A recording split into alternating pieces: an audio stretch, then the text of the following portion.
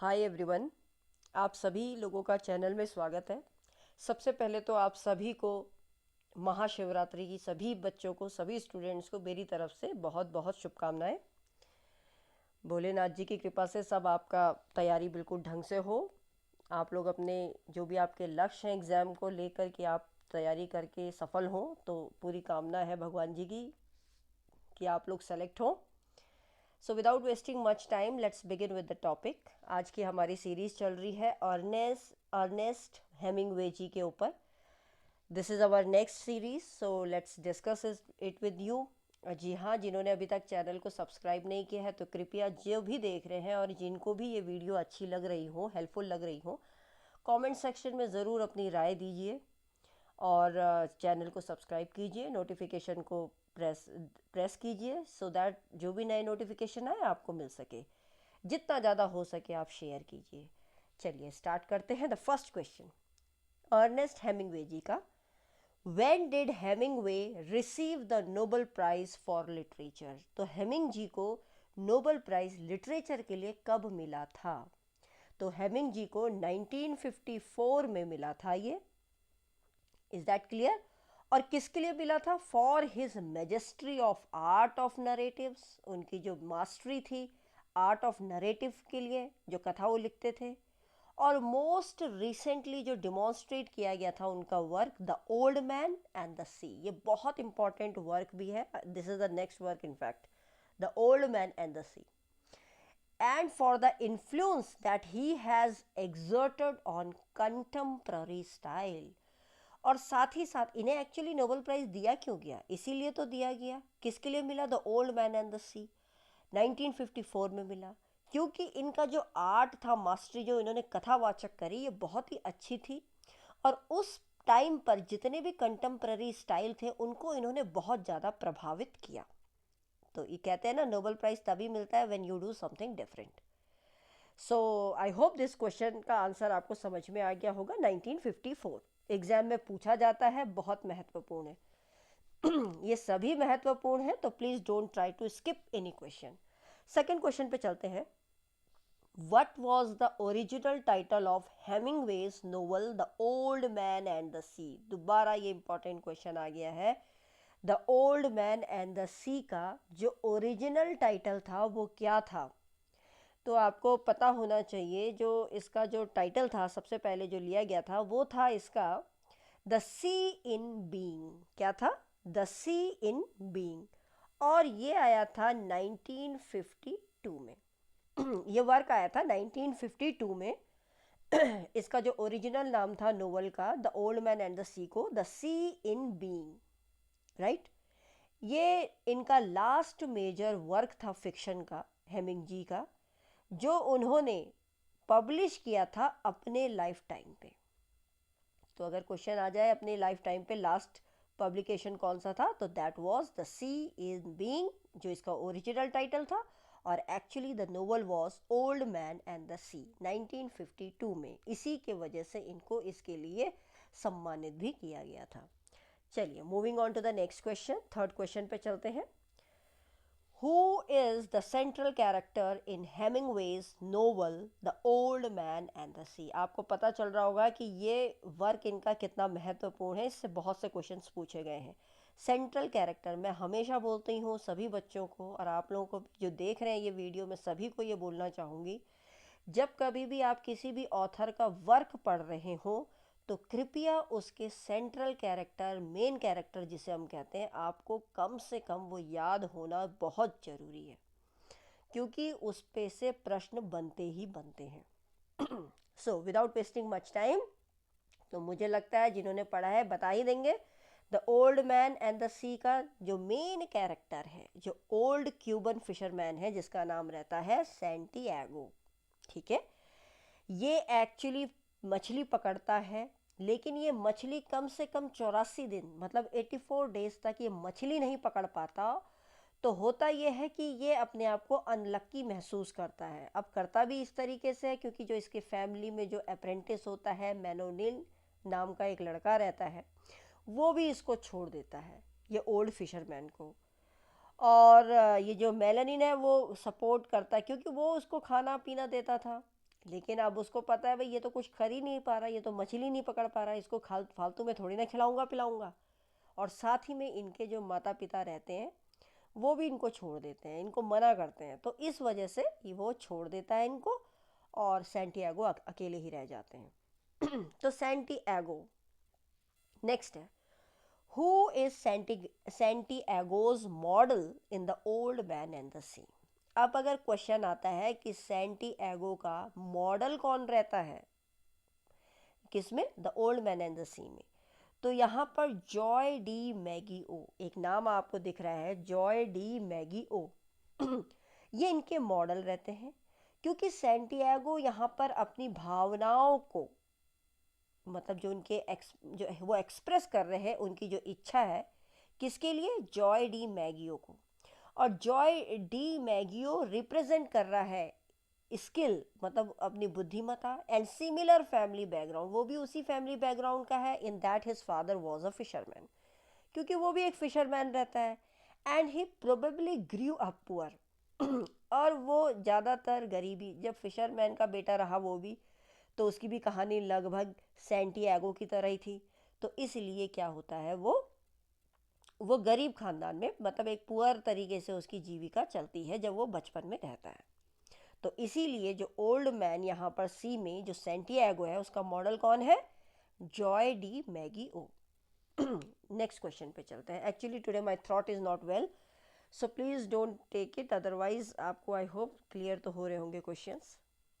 चलिए next question पे चलते हैं। फिफ्थ क्वेश्चन है, name of writer who has written for whom the bell tolls. Again ये इनका इंपॉर्टेंट वर्क है, for whom the bell tolls, मतलब जिसके लिए घंटी बजती है। तो ये name the writer, yes of course, इसके राइटर कौन है, तो ये मैं बता दूं, ये भी अर्नेस्ट हेमिंग्वे जी का एक नोवेल है, जो जो पब्लिश हुआ था 1940 में, ये पब्लिश हुआ था। रजिस्टर लेके, नोटबुक लेके ज़रूर लिख लिया करें, क्योंकि ये भी एक क्वेश्चन बन गया। 1940 में ये पब्लिश हुआ था। ये नोवेल सेट हुआ था सिगोविया में, क्योंकि कभी कभी सेटिंग भी पूछी जाती है, जो कि स्पेन में है। और 1937 में, मतलब स्पेन में 1937 में वहाँ इसकी सेटिंग हुई थी। और ये स्टोरी बताती है एक अमेरिकन टीचर जिसका नाम रहता है रॉबर्ट जॉर्डन, उसके बारे में, जिसने ज्वाइन किया है एक एंटी फेसिस्ट लॉयलिस्ट आर्मी को ज्वाइन किया है।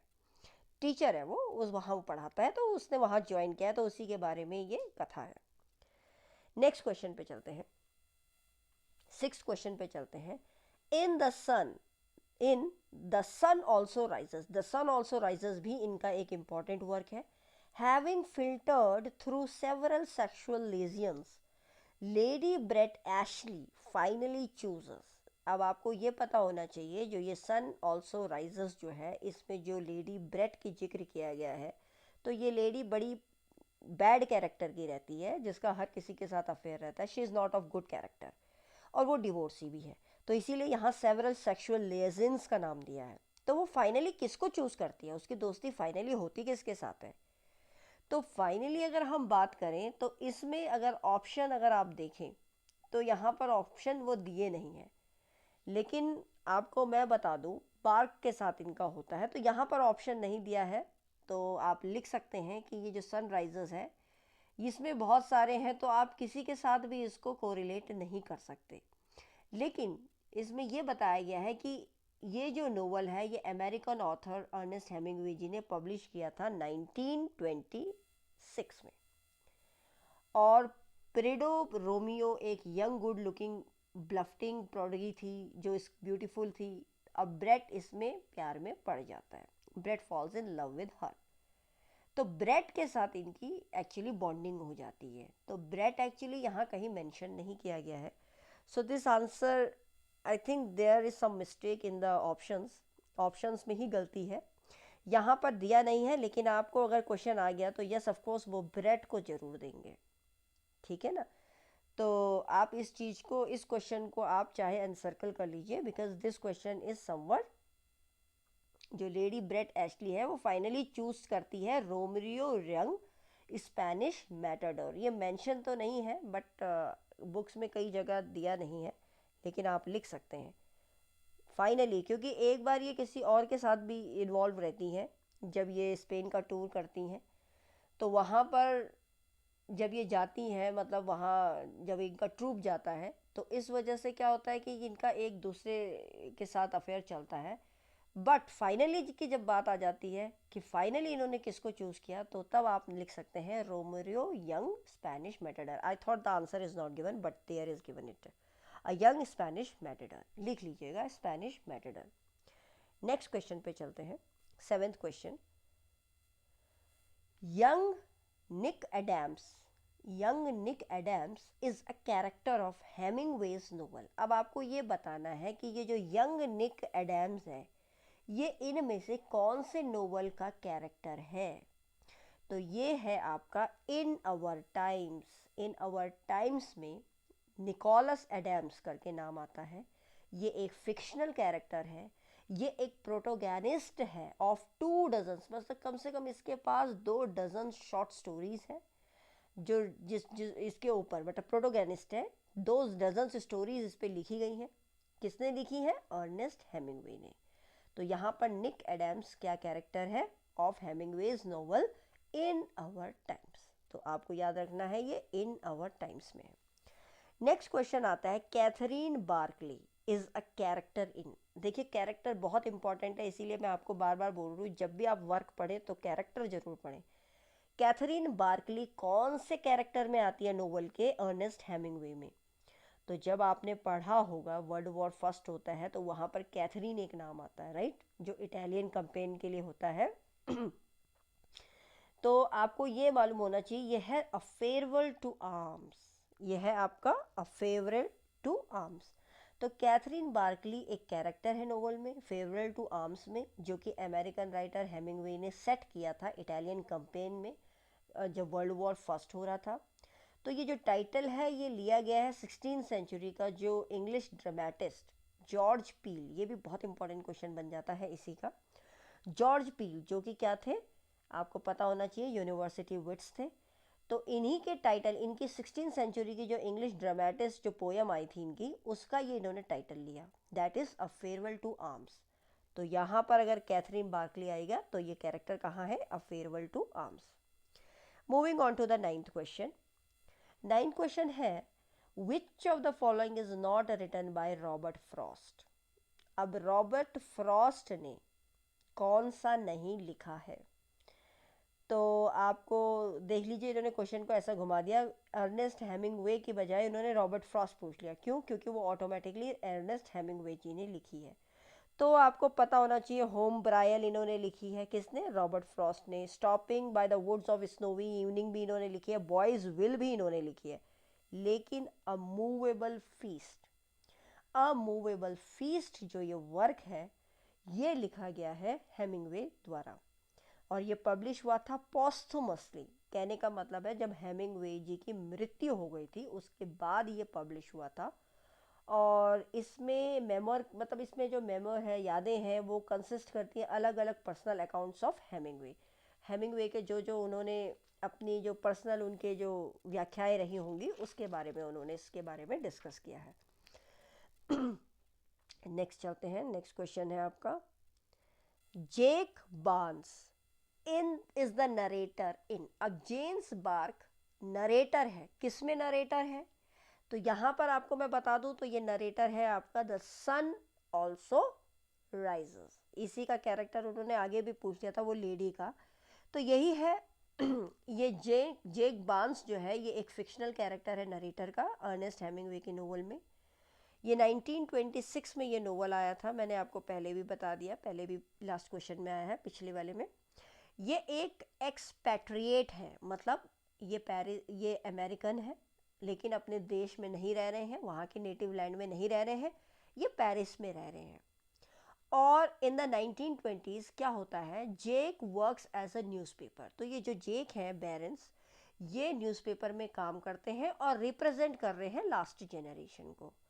तो इनकी वहाँ मुलाकात हो जाती है वो लेशी एस्ले के साथ, तो उनके साथ इनकी बॉन्डिंग होती है। लेकिन जो फाइनल उनकी दोस्ती होती है वो मैंने आपको रोमियो वाला आगे क्वेश्चन बता दिया है। Moving on to the 11th question, Which of the following works is not written by Robert Frost? अगेन देखिए रॉबर्ट फ्रॉस्ट ने इनमें से कौन सा वर्क नहीं लिखा है। तो आपको पता होना चाहिए टू ट्रैम्प्स इन मड टाइम इन्होंने ही लिखा है, the death of the hired man भी इन्होंने ही लिखा है, द हिल वाइफ भी इन्होंने ही लिखी है। लेकिन जो ग्रीन हिल्स ऑफ अफ्रीका है, ग्रीन हिल्स ऑफ अफ्रीका, ये रॉबर्ट फ्रॉस्ट का वर्क नहीं है। ये वर्क किसका है? क्वेश्चन ऐसा भी आ सकता है। अगेन ये हेमिंग्वे जी का वर्क है और ये इन्होंने पब्लिश किया था 1935 में, हेमिंग्वे जी ने, राइट। और अगर आपको थोड़ा और बता दूं तो ये एक लिरिकल अकाउंट है जिसमें सफारी की जा रही है ग्रेट गेम कंट्री जो ईस्ट अफ्रीका में चलता है। वाइल्ड विद हिज वाइफ, अपनी वाइफ के साथ वो जाते हैं, पॉलिन के साथ उनकी वाइफ रहती हैं। तो I hope this question is clear to everyone. Moving on to the 12th question. When Hemingway's novel the old man and the sea begins, how many days had it been since Santiago last caught a fish? देखिए अभी सबसे पहला प्रश्न जब था तो वो मैंने आपको एक्सप्लेन जब किया तो वही मैंने बता दिया। जो इनका नोवेल था ओल्ड मैन एंड द सी, तो कितने दिन तक ऐसा हुआ कि सैंटियागो फिश नहीं पकड़ पाए? तो वो 84 दिन था, 84 days. I hope this is clear to you, क्योंकि ये मैंने आपको पहले ही बता दिया। ये नोवेला है जो 1951 में लिखी गई थी, लेकिन पब्लिश 1952 में भी, एक साल बाद पब्लिश हुई। 1951 में लिखी गई थी ये, चाहे आप लिख लीजिए कहीं पर, 1952 में ये पब्लिश हुई थी। ये बहुत फेमस वर्क है। यहाँ सैंटियागो की स्टोरी बताई जा रही है। एक एजिंग बूढ़ा क्यूबन फिशरमैन है जो स्ट्रगल कर रहा है एक मार्लिन फिश के लिए क्यूबा कोस्ट में, ठीक।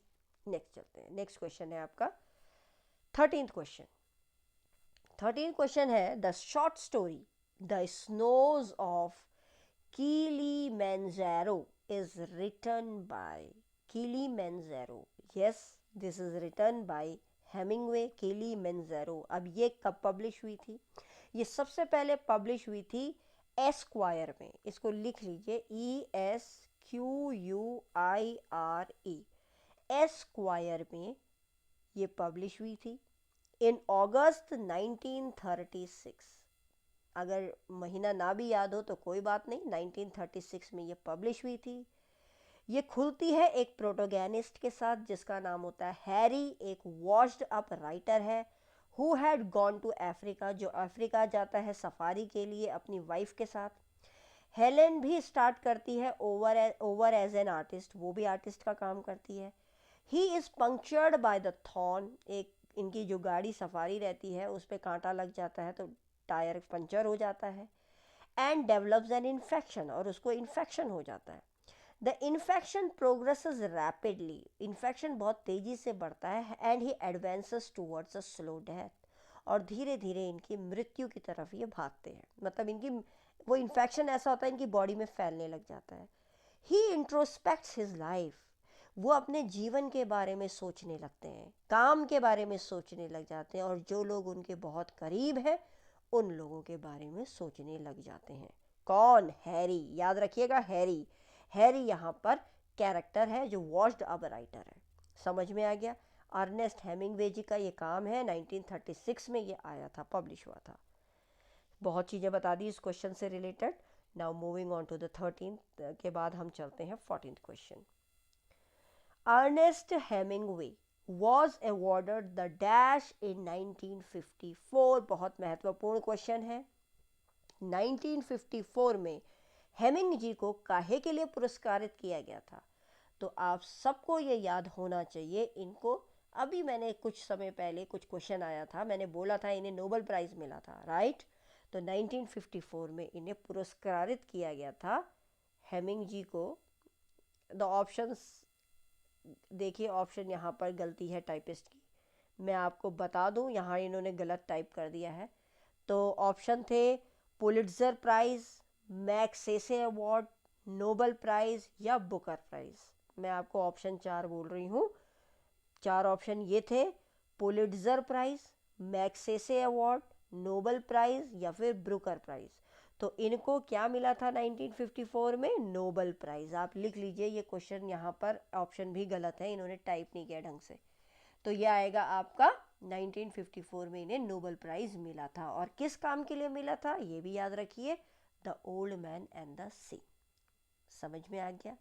फिर इसके बाद इन्होंने लिखा था द सन ऑल्सो राइजेस 1926 में। फिर इन्होंने फेयरवेल टू आर्म्स लिखी 1929 में। ये सब के सब फुल ऑफ है, मतलब इनमें बहुत सारा डिल्यूजमेंट था, लॉस्ट जनरेशन के बारे में इन्होंने डिस्कस किया था। 15वां क्वेश्चन चलते हैं। What is the name of the fisherman in the Hemingway's novel The Old Man and the Sea? देखिए कितना महत्वपूर्ण ये नोवेल है the old man and the sea. आप देख रहे हैं ना क्वेश्चन सबसे ज़्यादा बन के आ रहे हैं, तो आपको पता होना चाहिए। यहाँ पर कंफ्यूज करने के लिए उन्होंने बहुत सारे स्पेलिंग को गलत कर दिया, आपको स्पेलिंग आनी चाहिए, that is Santiago. Option B is the right answer, Santiago. Spelling ये है SANTIAGO। ये बहुत वृद्ध आदमी है, 1952 में आया था। बस मैंने बहुत बार बता दिया, आई होप आपको ये क्लियर हो चुका होगा answer. Moving on to the 16th question. 16वां क्वेश्चन है, which novel by Ernest Hemingway was set during the Italian campaign of world war first? ये क्वेश्चन भी आया हुआ है पहले। वर्ल्ड वॉर फर्स्ट में इटालियन कैंपेन, तो आपको मैंने बताया था अ फेवरेल टू आर्म्स, इनके लिए इसको अवार्ड भी मिला था, और वो अवार्ड मिला था पुलिट्जर प्राइज। लिख लीजिए, पुलिट्जर प्राइज मिला था इनको 1953 में। 17 क्वेश्चन है, the old man and the sea recounts the adventures of. किसके एडवेंचर्स को ये रिकाउंट करता है? तो ये किसका एडवेंचर है? यस ऑफ कोर्स सैंटियागो का, ठीक है ना, नेचर के साथ, old man and the sea के। नेक्स्ट क्वेश्चन 18th है, Hemingway's code hero Santiago appears in. देखिए बहुत बार एट सैंटियागो किस में आ रहा है आपको पता है, ये दोनों तो है नहीं। इसके बाद नेक्स्ट ऑप्शन पे चलते हैं, तो आपका ऑप्शन इन्होंने ऑप्शन मुझे लगता है 2 नीचे के नहीं लिखे, मैं आपको वैसे ही बता दूं, तो सैंटियागो ये किस में आया था? The old man and the sea. ये है, सही है, दे रखा है, शायद दिखा नहीं मुझे। The old man and the sea है, इसमें अपीयर हुआ था कौन? सैंटियागो। बहुत इंपॉर्टेंट वर्क है ये, आप कृपया इनको ध्यान से पढ़िए, है ना। नेक्स्ट क्वेश्चन है, 19th क्वेश्चन है आपका, Santiago is a character described bye. अब बताइए किसने इसको डिस्क्राइब किया ये कैरेक्टर को? यस हेमिंगवे ने किया। किस में किया? The old man and the sea में किया। कब किया? 1952 में पब्लिश किया। क्या था स्टोरी में? ये नोवेल एक क्यूबन फिशरमैन की है, सैंटियागो की, जो 84 डेज तक मछली नहीं पकड़ सकता था, नहीं पकड़ पाया, लगातार नहीं पकड़ पाया 84 दिन तक। 20वां क्वेश्चन है, which was the first short story written by Ernest Hemingway? सबसे प्रथम शॉर्ट स्टोरी हेमिंगवे द्वारा लिखी गई है, वो कौन सी है? Yes that is again the old man and the sea, जिसके लिए इन्हें पुरस्कृत किया गया था। काहे के लिए किया गया था? The Ernest Hemingway was the famous American novelist, जो इनको नोबेल प्राइज मिला था 1954 में। ठीक है, अभी आप थोड़ा ध्यान रखिएगा क्वेश्चन को। आप कहेंगे मैम आपने ये तो बोल दिया the old man and the sea, लेकिन इसमें तो दे नहीं रखा ऑप्शन। तो याद रखिए, अगर क्वेश्चन आ जाए इनको अर्नेस्ट हेमिंगवे को कौन सी स्टोरी, तो नोबेल प्राइज 1954 अमेरिकन नोवेलिस्ट के रूप में, तो इनको नोवेल जो फेमस नोवेल है वो तो है the old man and the sea, लेकिन ये स्टोरी राइटर भी थे। और इनकी जो पहली शॉर्ट स्टोरी थी वो थी अप इन मिचिगन। क्या नाम था उसका? Up in Michigan. तो अप इन मिचिगन के लिए ये इनकी सबसे पहली शॉर्ट स्टोरी है।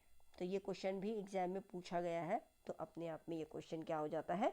महत्वपूर्ण हो जाता है।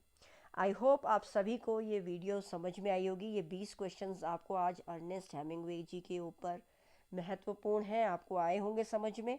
आप अपनी राय ज़रूर दीजिए, फीडबैक ज़रूर दिया करें कि आपको ये वीडियो कैसी लग रही है, आपकी प्रिपरेशन कैसी चल रही है। और आई होप आप सभी को, अगर आपको जो भी डाउट्स हैं आप कमेंट सेक्शन में डाल सकते हैं। एंड विश यू अगेन सभी को मेरी तरफ से बहुत बहुत happy Mahashivratri to all of my well students. Thanks for watching it.